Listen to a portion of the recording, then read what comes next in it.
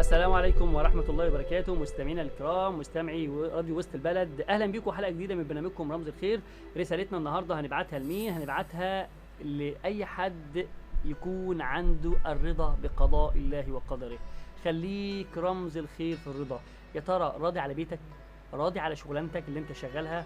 راضي على زوجتك؟ راضي على أولادك؟ يا ترى الرضا في قلبك ولا لا؟ عايز بس كام حد كده بيسمعنا ويقول لك يا سلام، ده الناس بتشاور عليا وتقول ده رمز الخير في الرضا في المصائب والابتلاء. لما ربنا سبحانه وتعالى بيبتلينا علشان يطهرنا، هل بتلاقي نفسك كده راضي؟ لما الناس تيجي تزورك وانت مبتلى يقول لك ده كان رمز الخير، دايما بيقول اللهم لك الحمد على ما رزقتني. ويصاب تاني يقول لك اللهم لك الحمد على ما رزقتني، لانه يثق فيما عند الله ويحسن الظن بالله تبارك وتعالى. خليك رمز الخير في الرضا بقضاء الله وقدره في قلة الرزق. لما ربنا يقلل لك الرزق في أي حاجة قل الحمد لله.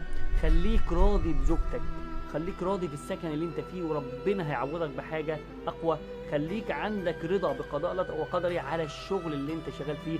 الرضا يا جماعة دي عبادة قلبية، مهما نقف قدام الناس ونتكلم لكن ربنا سبحانه وتعالى يعلم قد ايه احنا راضيين بقضاء الله وقدره. كن رمز الخير في الرضا. ده كان موضوعنا النهارده، اشوفكم ان شاء الله في اللقاء القادم ورمز اخر من رموز الخير. كنت معاكم لتيدة على راديو وسط البلد، دمتم في امان الله، والسلام عليكم ورحمة الله وبركاته.